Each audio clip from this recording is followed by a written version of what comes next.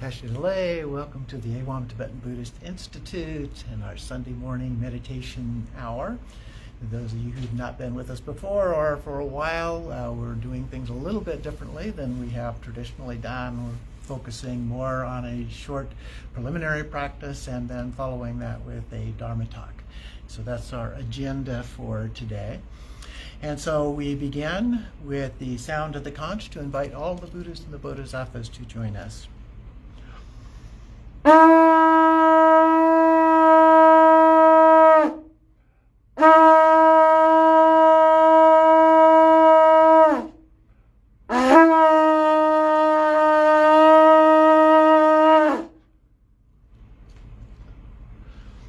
then we start with the text with the blessing mantra. Om Sambara Sambara Bhimana Sara Maha Sambhava Humpik Soha. Om Sambara Sambara Bhimana Sara Maha Sambhava Humpik Soha. Om Sambara Sambara Bhimana Sara Maha Sambhava Humpik Soha. Homage to Samattabhadra and Samattabhadri, because I suffer due to my own actions and I now have this precious human life without knowing when I will die, I will now engage in virtuous actions for the benefit of all sentient beings with joy and devotion. Therefore, I take refuge in the Buddha, the Dharma, and the Sangha most excellent in order to enable all sentient beings to attain enlightenment. I take refuge in the Buddha, the Dharma, and the Sangha most excellent in order to enable all sentient beings to attain enlightenment. I take refuge in the Buddha, the Dharma, and the Sangha most excellent in order to enable all sentient beings to attain enlightenment. May all mother sentient beings, boundless as the sky, have happiness and the causes of happiness. May they be liberated from suffering and the causes of suffering. May they never be separated from happiness which is free from sorrow. And may they rest in equanimity, free from attachment and aversion. May all mother sentient beings, boundless as the sky, have happiness and the causes of happiness. May they be liberated from suffering and the causes of suffering. May they never be separated from the happiness that is free from sorrow. And may they rest in equanimity, free from attachment and aversion. May all mother sentient beings, boundless as the sky, have happiness and the causes of happiness. May they be liberated from suffering and the causes of suffering. May they never be separated from the happiness that is free from sorrow. And may they rest in equanimity, free from attachment and aversion. Vajrasattva and Vajratopa appear above me, purifying me and all beings and phenomena with nectar from the place of their union. 100-syllable mantra. Om Benza Sato Samaya Manu Palaya Benza Sato Tenopa Tishchatrido Me Bawa Sutokayo Me Bawa Supokayo Me Bawa Anurakto Me Bawa Sarva Siddhi Me Prayata Sarva Karma Sutta Me Titum Shriya Kuru Hong Ha Ha Ha Ha Ho Bhagavan Sawa Tata Kata Benze Mame Munsa Benze Bawa Mahasamaya Sato Om Benza Sato Samaya Manu Palaya Benza Sato Tenopa Tishtatrido Me Bawa Sutokayo Me Bawa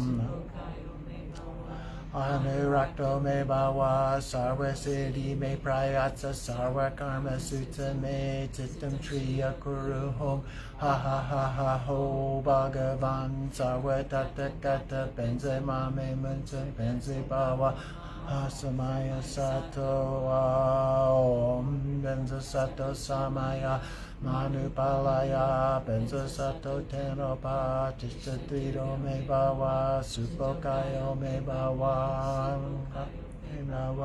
Anurakto Me Bawa Sarva Siddhi Me Prayata Sarva Karma Sutta Me Titam Shriya Guru Hum Ha Ha Ha Ha Ho Bhagavam Sarva Tata Kata Benze Mame Munsa Benze Bawa Mahasamaya Sato Mandala offering.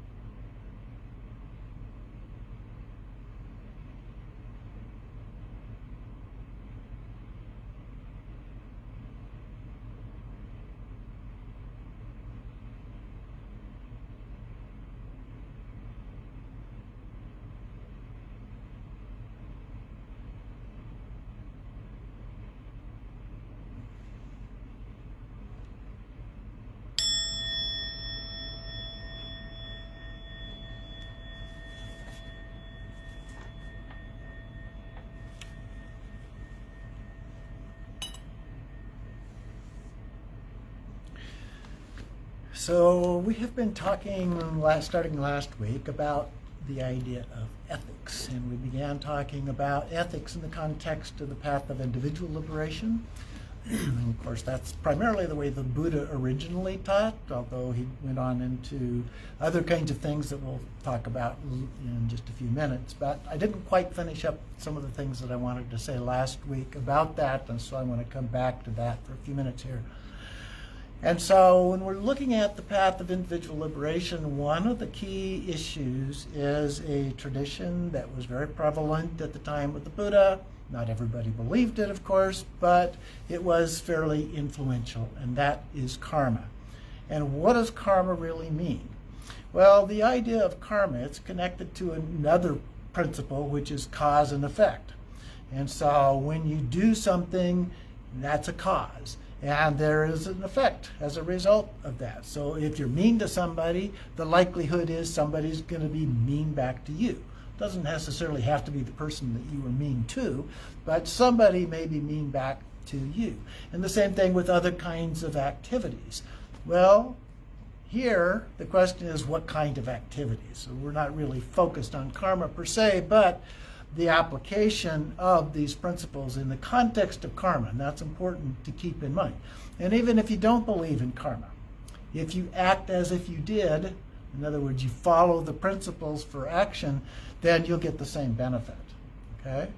So what are the 5 types? Well, before I list those, I want to add one other little dimension, and that is that according to the tradition, there's 2 types of lay practitioners, and these apply primarily to lay practitioners, but they're also the root of the ethical foundation of all of the monastic traditions as well. So it applies across the board. But in terms of lay practitioners, there are 2 types. The first type, the five different principles here. So the first one abstains from murder or killing. Okay, the first type of practitioner. The second one abstains from that and from stealing. The third one abstains from those 2 and lying. The fourth one abstains from that and sexual misconduct. And the fifth one abstains from all 5. Okay? The other approach to that, instead of being sequential in that way, is simply there are these 5 things, pick and choose which ones, ideally all 5, but pick and choose the ones you feel that you can really do, okay, and follow those principles. So there's not a hard and fast list of 5 things that everybody is required to do. But the idea is behind that, there's this karma. And if you don't do those things, then there's going to be effects as a result of that. Now, what is our goal here? Our goal is liberation, right? To attain enlightenment. And so if that's our goal, doing unwholesome kinds of actions is not helpful. And so that is the idea here. We're trying to use these actions, change from unwholesome actions to wholesome kinds of actions in order to achieve liberation. And so that's very important. And one other thing I think I mentioned last time is that there is a version called the celibate lay practitioner. Monks and nuns take vows of being celibate, but lay practitioners usually don't. Once in a while they'll do it for a short period of time, like a special retreat or something like that, but they don't typically do it. A few people do. And so they're called a celibate lay practitioner, but interestingly enough, in the tradition, they're not considered to be a lay practitioner anymore, but they're also not considered to be a monastic practitioner. It's kind of in a void in between those 2. And so the basic idea here, the Dalai Lama explains it very simply this way, is to do good or at least do no harm. Okay? So that's the key here in this principle to keep in mind. Now, because we're talking about wholesome and unwholesome actions, there is another list that I wanted to go through with you, which gives both a list of unwholesome actions and a list of wholesome actions. So you can see how they can pair up with each other. And they're basically the opposite of each other, pretty much. And so this is known as the list of unwholesome and wholesome actions. And you can see they're related to the 5 that we just reviewed. So the first one is killing. That's the unwholesome. And the wholesome action is to protect life. Then stealing, and then the wholesome action is generosity. Sexual abuse, the wholesome action is honoring sexual vows and respecting others. Lying, the wholesome action is truth and loving speech. For divisiveness, now we're getting into some subcategories of speech here.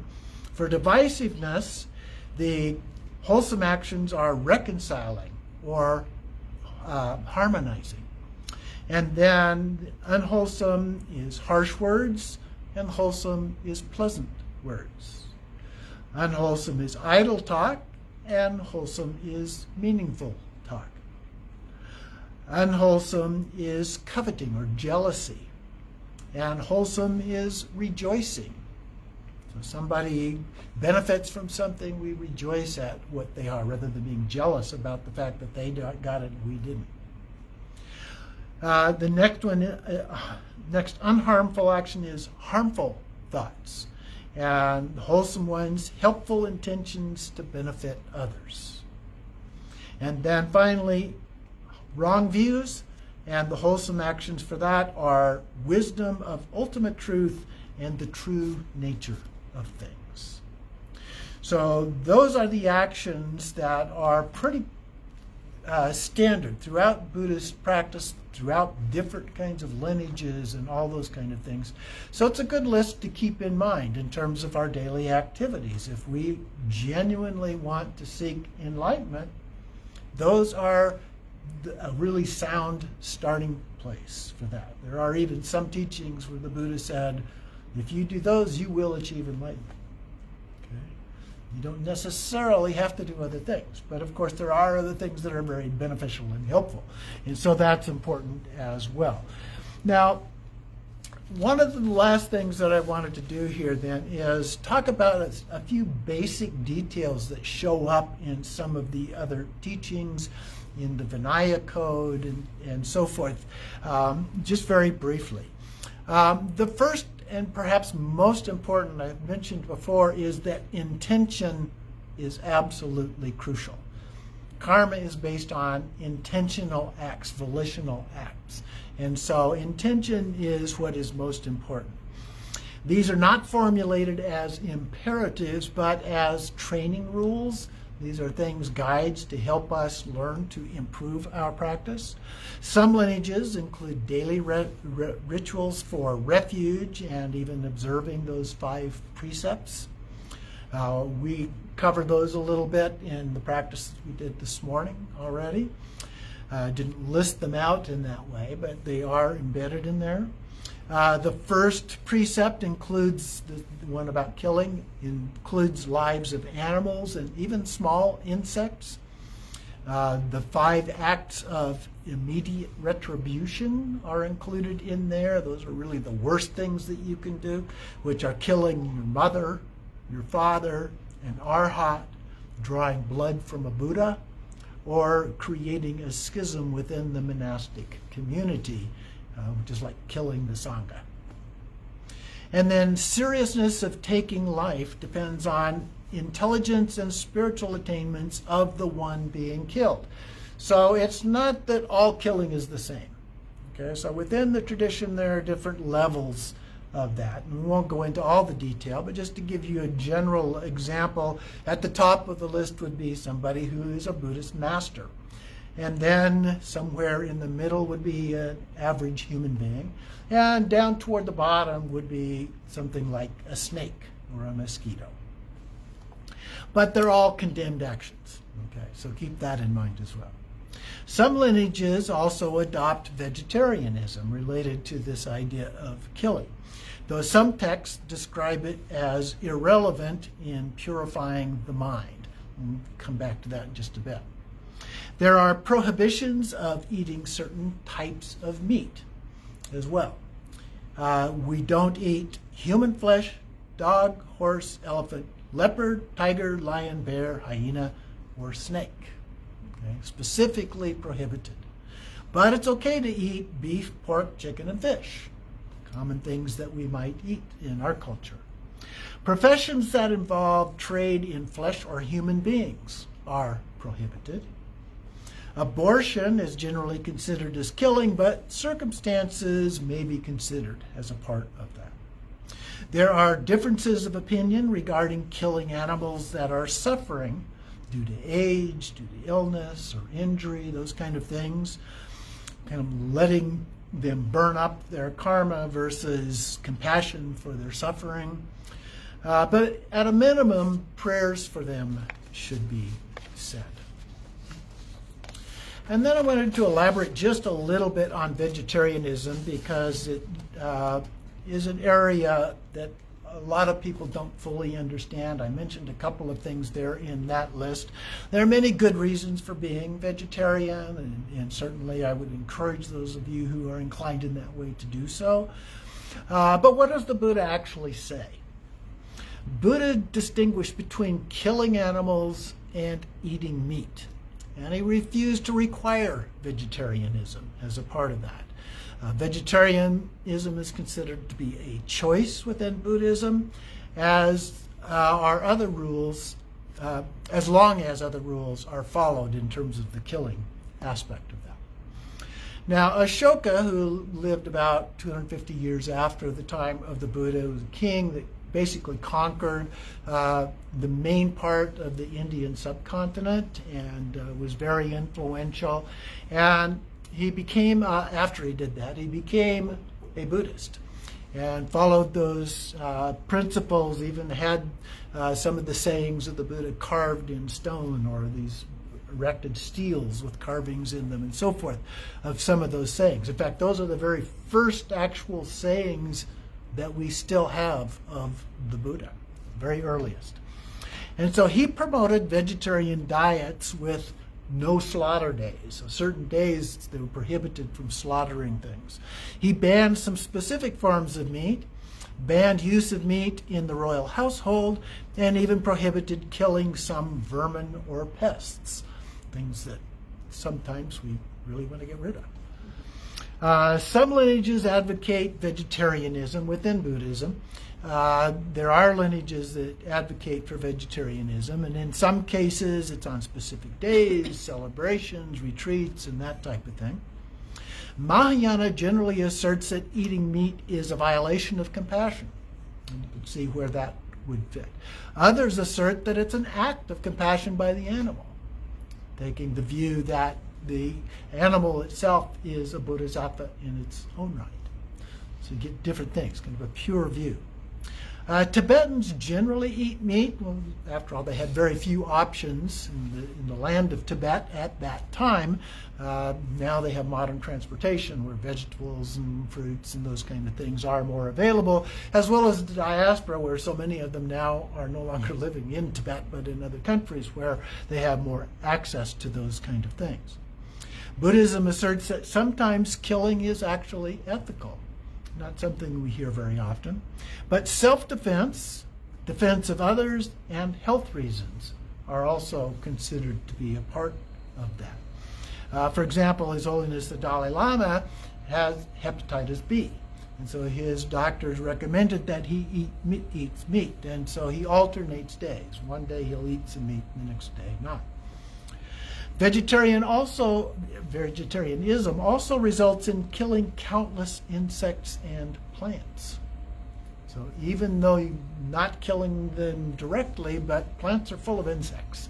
And a lot of times if they spray herbicide, or not herbicides, but different kinds of chemicals to kill off the insects that otherwise would damage the crops, they're killing as a part of that, and millions of them. Even organic sources use one bug to kill another, to try and keep the bad bugs off of the plants.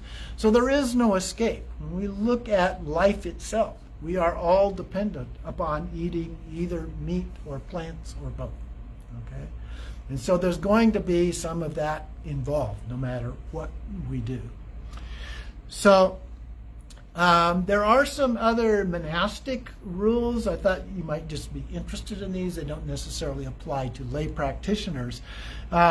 but they prohibit the damaging or destroying of plants. For example, cutting or felling a tree is prohibited. Uprooting or cutting a flower is prohibited. Burning grass. You can't even dig in soil or pound a stake into the soil because you might kill something living in the soil. Now, there is one kind of way of getting around that. You might call this a rationalization, but this is what the rule says, that you can hint but not command somebody else to do it. Okay? That sounds like a rationalization to me, but anyway, so those are the things. So those are the basic principles, what we talked about last week, as well as these kind of things in terms of karma specifically, and in terms of the path of individual liberation. So let's go on now to the Bodhisattva Vows, the keys related to the path of the Bodhisattva, or the path of altruism, if you will. So what or who is a Bodhisattva? Well, it's one that's committed to attaining enlightenment for the benefit of all beings. Now, I just mentioned a bit ago that the Buddha taught primarily about individual liberation and how we do things in order to help attain our liberation. But there are things in the Pali Canon and some of the Sanskrit versions, early Sanskrit versions that are around the same time as the Pali Canon, that are clearly the kind of things that we talk about in the path of altruism or the Bodhisattva. And that are things like the Four Noble Truths, elements of the six perfections, and so forth. So there are things that he talked about in there. One of the most important things that he emphasized was loving kindness. Okay? And that's one of the core things, the first one of the Four Noble Truths, compassion. Okay? So those are very, very core kinds of teachings as a part of that. But this path kind of elevates it. So instead of just trying to achieve liberation for ourselves, now we're also concerned about all other beings as a part of this. So in terms of Bodhisattva ethics, the kind of simple way of saying it would be do good or at least do no harm, as we said before, but now for the benefit of all beings. Okay, so that change of focus. So inherent in this is the idea of altruism. So sometimes this is called the path of altruism. It includes this altruistic intent of doing good for others without expecting anything in return. So it's not a system of I'll scratch your back, you scratch mine. I'll scratch your back if you need it. Okay? You don't have to scratch my back. Like the ethics of the path of individual liberation, these focus on these wholesome kinds of actions, or good karma, if you will. Here one is encouraged to go further to benefit all beings, much like the Buddha did with his teachings. And so he actually set the example for this whole tradition. It's an ideal or a goal. There are three traditional ways to do this. Forms of generosity, giving of material kinds of things, money or other kinds of resources, giving dharma, teachings or blessings, such as saying mantras or prayers for others, and giving protection from fear, which is explained as helping others with their difficulty, with safety, or giving them companionship, compassion. It may even involve purchase of live animals, fish, birds, or other creatures to release them instead of allowing them to be eaten for food. You may have heard of people doing that. Not as easy to do here in Arizona. We don't have access to live animals that were being eaten for food nearly as much. The Bodhisattva vow is often given with the refuge vow. So sometimes when you take the refuge vow, which is the basic vow to become a Buddhist formally, you can do it yourself, or you can have it done by a lama or someone. But the Bodhisattva vow is often given at the same time, and they really go together, although some parts of the tradition say, well, you should take the refuge vow first and live with that for a while and then take the Bodhisattva vow. There are many versions of this vow and countless verses that are related to it, well beyond what I can cover in this talk. Tsongkhapa, if you're familiar with him, lived in the 1400s, listed 64 different versions of the Bodhisattva vow. So there's lots of different ones. One is expressed in the form of the 4 great vows that you may have heard before in Dharma talks. It's fairly common. However innumerable beings are, I vow to liberate them. However inexhaustible delusions are, I vow to extinguish them. However immeasurable the dharmas are, I vow to master them. And however incomparable liberation is, I vow to attain it. So it's a goal. It's something that we can seek and strive toward. Not easy to do, but we do the best that we can. Perhaps the most popular version of the Bodhisattva vow is taken from Shantideva's Guide to the Bodhisattva Way of Life.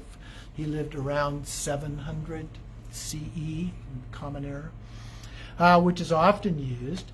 And the verses go like this: just as all previous Sagatas, the Buddhas, generated the mind of liberation and accomplished all the stages of the Bodhisattva training, so will I too, for the sake of all beings, generate the mind of liberation and accomplish all stages of the Bodhisattva training. So the formal ceremony includes some other elements as well, but go a little beyond what we're going to talk about here today. So one favorite verse that's often repeated by His Holiness the Dalai Lama related to this is, remember, he is said to be a reincarnation or a manifestation of Avalokiteshvara or Chenrezig, the male Buddha of compassion. And so is the following, which comes from the Guide to the Bodhisattva's Way of Life by Shantideva as well. As long as space endures, as long as sentient beings remain, may I too remain for the benefit of all sentient beings. So it's a commitment to the end of time. We talk about beginning of time, but in Buddhist tradition there is a possibility of an end of time sometime, after every being has attained enlightenment.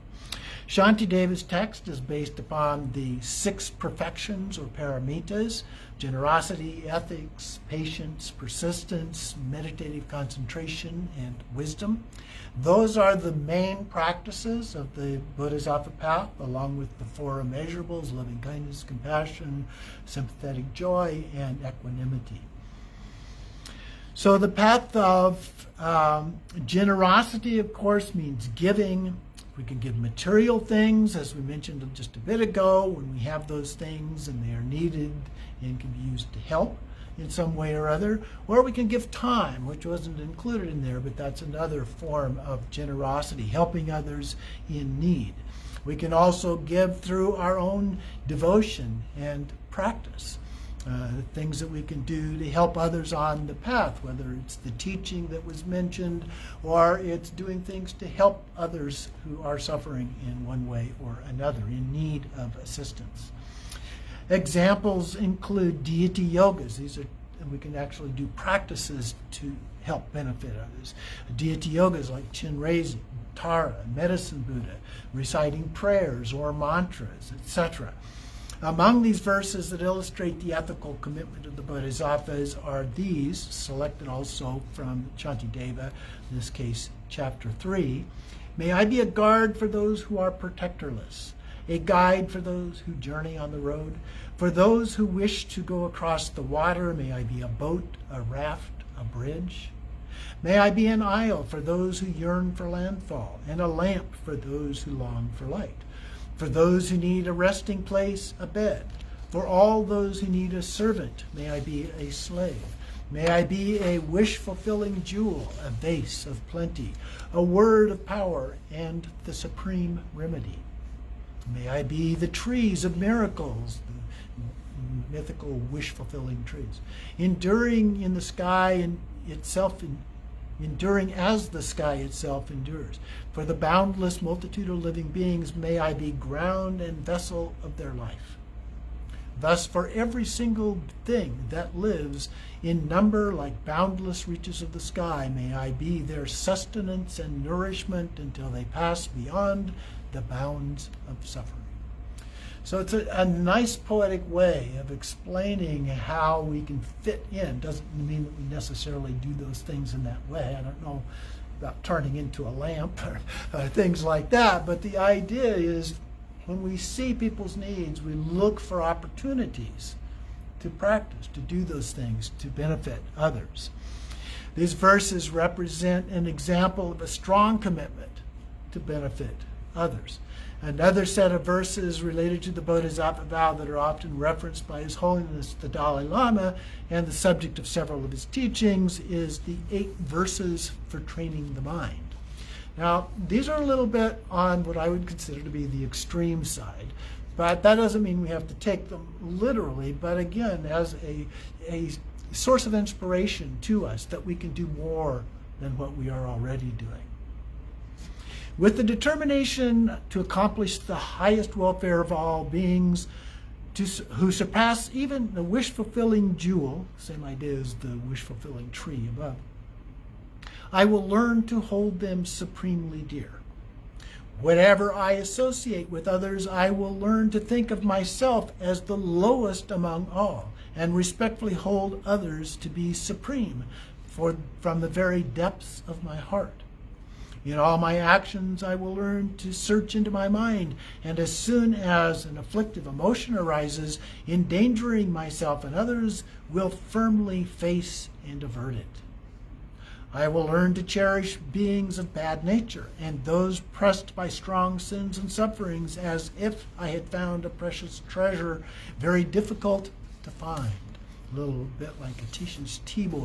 When you find someone who is difficult to work with, use that as a training source. Number 5, when others out of jealousy treat me badly with abuse, slander, and so on, I will learn to take all loss and offer the victory to them. When one whom I have benefited with great hope unreasonably hurts me very badly, I will learn to view that person as an excellent spiritual guide. In short, I will learn to offer to everyone without exception all help and happiness directly and indirectly, and respectfully take upon myself all harm and suffering of my mothers, that is, all sentient beings, metaphorically. I will learn to keep all these practices undefiled by the stains of the 8 worldly concerns, and by understanding all phenomena as like illusions, be released from the bondage of attachment. Those 8 worldly concerns, by the way, are like or dislike, gaining or losing, praise or blame, fame and disgrace. So kind of 4 pairs of extremes, if you will. So avoiding all of those extremes is the point there. So these illustrate what became extremes over time in the development of the Bodhisattva path. But remember, extremes were renounced by the Buddha himself. So to avoid extremes, followed the middle way, more of a sense of moderation in things than actual extremes. But they're used to illustrate possibilities as a part of that, to encourage us to do more. So finally, I wanted to mention another popular text to this topic, the 37 Practices of a Bodhisattva by Tokme Zangpo, who lived in the 1200s to 1300s. And you can get copies. We have some copies out on the table out in our lobby out there. And also it's in book in Happiness in the appendix of that, or you can find it on the internet, other places as well. All of these verses are intended to help motivate us to make a similar commitment to benefit others. They reflect the essence of the ethical view of the path of altruism. Both our intention and our actions focus on the benefit of others. So we have to have the intentions. Intentions are really important in terms of karma, but intentions alone are not enough. We have to do something based on those intentions. And then there are also 2 levels. There's relative and ultimate, that we talk about it. The relative level, it refers to many activities reflected in these verses that we've just looked at in the form of ordinary acts of generosity and kindness. And then at the ultimate level, it's our intention and our actions that focus on helping others also attain liberation. That's kind of an intermediate between relative and the conceptual idea of the ultimate, but it's a way of applying that in that direction. To do this, we still act on the relative level, but only a fully enlightened Buddha can operate at the ultimate level. So there are two primary actions that we can take. One is simply our own behavior as a role model. We can be a role model for others, idealized as best we can. And we can find countless examples of such actions in the literature, including some of those that I mentioned in the talk. We act as best we can as if we are already a Buddha. So we begin thinking in our practice, when we do the Tantra practices and we think about Buddhas and becoming a Buddha, we act as if we are that Buddha. We become a role model for both ourselves and for others in that sense. So it's important to know that we cannot know the causes and conditions or karma of others' actions. So again, our intention is really critical as a part of that.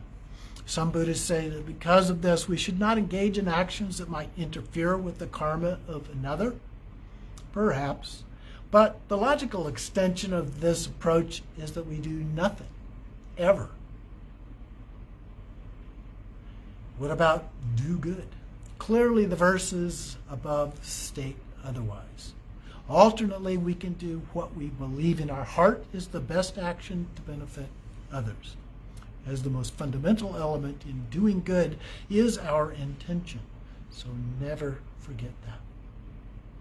The other action is to teach. This, of course, necessitates that we engage in extensive study and practice to become qualified to do that in a formal way. However, you can still share what you do know with others from the very beginning. In doing so, keep in mind that the rule of Buddhists is do not proselytize. Okay, that's not part of what we're all about. We do not wear our religion on our sleeve, so to speak. Some do not practice Buddhism as a religion at all, but as a secular practice. In fact, there are some practices of lineages out there that consider themselves entirely to be secular practices.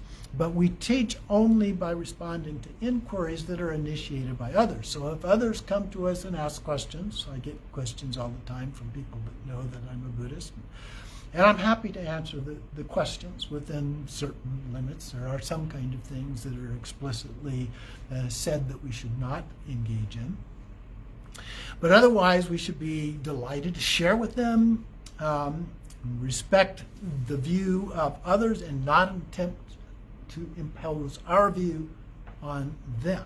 But never get into an argument. If they try to step into some kind of an argument, just step away and don't do that.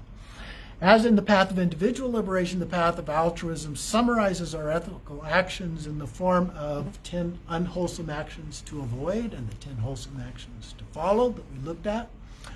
And then there's also a list of 18 Bodhisattva downfalls. Now for monastics, there's a lot of other ones as well, but these are the main downfalls, negative kinds of actions that can be harmful to us, or things to avoid specifically related to the path of altruism. So the first one is praising yourself and denigrating others. It should be obvious. Not giving wealth and dharma when requested. Not forgiving others who apologize. Not abandoning the path of altruism. Taking offerings made to the 3 jewels, the 3 jewels being the Buddha, Dharma, and Sangha. So we don't steal things that were given as gifts here at the center. Abandoning the Dharma. Disrobing or causing disrobing of monks and nuns. Committing the 5 heinous crimes. If you're not familiar with those are the killing one's father, mother, arhat that I mentioned before, wounding or causing a Buddha to bleed, as well as causing a division in the Sangha. Another one is holding wrong views, that is, not believing in the Dharma. Destroying towns or other habitat. That was actually directed at kings, not doing those kind of things. Teaching emptiness to the untrained. Emptiness, of course, is a very advanced kind of a practice. It can be very confusing for people. And so we have to be careful about who we share those kind of teachings with. As long as they're intelligent and they're curious about those kind of things, it's said in the commentaries that is okay. Discouraging others from their aspiration for full liberation. You don't want to do that. It's too hard. It's no fun. Let's go party. Causing someone to abandon their individual liberation vows. It's important that as a part of this that we respect the path of individual liberation. The path of the Bodhisattva is not for everybody. And so we respect all of the different paths within the tradition. Denigrating the path of individual liberation, more specific. Claiming realization of emptiness when not fully realized. Accepting something stolen from the three jewels. Somebody stole it and then they're trying to give it to you, and I don't want to do that either. Showing favoritism or attachment. Giving up the aspiration for bodhicitta. So those are the 18 downfalls. The underlying principle of these is found to facilitate our progress. So that's the whole idea of these things. We're trying to reach liberation, and so these are guidelines that can help facilitate that process. They're not laws that have to be followed. They're not dictated by some kind of a god. These are things that the Buddha suggested as these are helpful to you. If you really want to do this, follow these kind of things. But they also allow for some flexibility based on the circumstances. So under certain circumstances, sometimes it's okay or necessary. It's like we were talking about killing. Under some circumstances, it's okay to kill. But as a general rule, we don't want to do that. And the same would be the case here. These are supposed to be common sense kind of guidelines, and the most important part, again, is our intention. The other area that we mentioned just a little bit ago that's very important in terms of the teachings related to this are the four immeasurables: loving kindness, compassion, sympathetic joy, or some just say joy, and equanimity. They're considered to be immeasurable, or some people use the word boundless, because there's no limits to their expression. In the sutras, the Buddha teaches that these practices will actually bring liberation by themselves. In the sutras, so these are among the most important of all of the practices in Buddhism, particularly the loving kindness, or metta. There are practices associated with each of these four, usually beginning with equanimity and then following the order of the remaining three.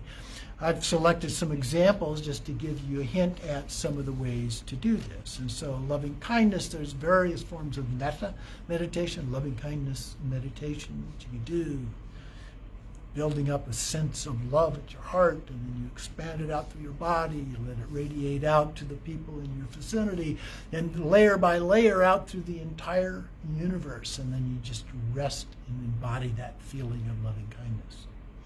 Compassion, the main practice that we do there is called Tonglen, taking and giving. So we visualize when we see somebody that's hurting in some way, suffering in some way, we reach out and we take in mentally that suffering and take it down to our heart where it is transformed and sent back out to them as compassion and love and caring for them. So we're trying to send them something that they need, take away something that is harmful to them. Very powerful kind of practice. Sympathetic joy, being sympathetic, there's two ways to look at this one. Being sympathetic to someone else's joy. Okay? Somebody else won the lottery, we're happy that they won the lottery, and so forth. And the second one is the wish that all beings achieve liberation. That's also a form of sympathetic joy. And so it's usually done as a contemplation for specific individuals or circumstances. So we do the contemplation and we think of somebody that is suffering, and we're sending out, radiating out compassion for them and hoping that they will be liberated from that suffering as well and will achieve a sense of ultimate joy. And then equanimity can be equalizing self and others is one of the practices that we can do. Remember, we're all interdependent beings. That's one of the key teachings of the Buddha. Everybody is interdependent. That doesn't mean each individual is interdependent with every other individual in the universe, but it means that each of us are related to someone who's related to someone who's related to someone who's related to an animal who's related to a flea who's related to all of these other kinds of things. We're all interdependent in one way or another. And then we exchange self and other is another way of practicing. So it's walking in the shoes of someone else. We see somebody else and the way that they're behaving, and we're concerned about them, and so we try to put ourselves in their shoes to see how are they really experiencing life. Why is it that maybe they're behaving in the way that they are? So to summarize today, the first and second vows go together. Do good, or at least do no harm, for the benefit of all beings, always and always. So doing this will move us much closer to the goal of achieving liberation of our own innate happiness. So next week we will talk about Tantra and Dzogchen in terms of the ethical views and some of the practices directly related to that. So that concludes the talk for today. So let's go back to the practice text here and do the closing prayers. First, we began the musical chant of Om Ahum Shri. Om Ahum Shri, Om Ahum Shri, Om Ahum Shri, Om Ahum Shri, Om Ahum Shri, Om Ahum Shri, Om Ahum Shri, Om Ahum Shri. And then long life prayers, first for His Holiness the Dalai Lama.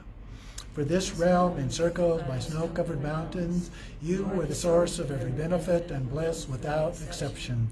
Tenzin Gyatso, you who are one with Avalokiteshvara, may you remain steadfast until samsara's end. And His Holiness Khenchen Lama Rinpoche, in the Dharma Dhatu, appearing as Amitabha, in the Sambhogakaya form as Wisdom Buddha Manchashri, Padmasambhava's heart son, Sangye Yeshe, incarnated as Padmatana Lingpa in previous life, and Palche Padorje in this lifetime. May your life be longer than the duration of samsara, so that all your virtuous intentions can be accomplished. Please give me your heart blessing, so that my mind is united with yours in the Buddha nature. So I pray. Emaho, you understand the noble objects of samsara, great teacher. You have realized the intent of the sacred Dharma Yogi Khenpo. Your Dharma practice is unification of the two. Khenpo Drimed Dawa, stainless moon, may you live long. Wish for bodhicitta. Om Ahum Shri Ananta Benza Sarva Siddhi Palahum Ah. Glorious precious root Lama, sit on a lotus seat on the crown of my head. With your great kindness, please accept me. Please bestow the realizations of body, speech, and mind. In all the activities of the glorious Lama, may no wrong view arise even for a moment. By the devotion of seeing whatever he or she does as perfect, may the blessing of the Lama enter my mind. Throughout the succession of my lives, from the perfect Lamas, may I never be separated, and enjoying the glory of the Dharma, perfect all the qualities of the stages and the paths, and swiftly attain the state of Najadhara. The lamas have become the glory of the dharmas. May their lives be stable. May the land be entirely filled with doctrine holders. May the wealth and power of the patrons of the doctrine increase. And may the auspiciousness of the doctrine remain forever. Bodhicitta, the excellent and precious mind, where it is unborn may it arise. Where it is born may it not decline, but ever increase higher and higher. I dedicate the merit of this practice for the benefit of all sentient beings. I dedicate the merit of this practice for the benefit of all sentient beings. I dedicate the merit of this practice for the benefit of all sentient beings.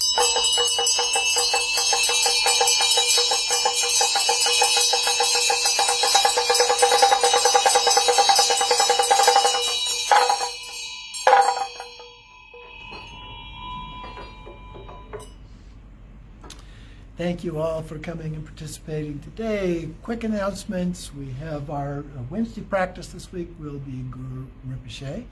And so please join us for that. It includes a short soak feast as a part of that. 6 o'clock Wednesday evening Pacific Daylight Time or Tucson time for those of you here. And also again on Sunday we will be, next week, we're doing the same thing. And as I mentioned, we'll be looking at Tantra and some of the ethical practices related to that system. Thank you once again. Thank you, Khenpo. Please all be safe, abide softly and deeply in pure awareness with loving kindness and compassion for all beings, always and always.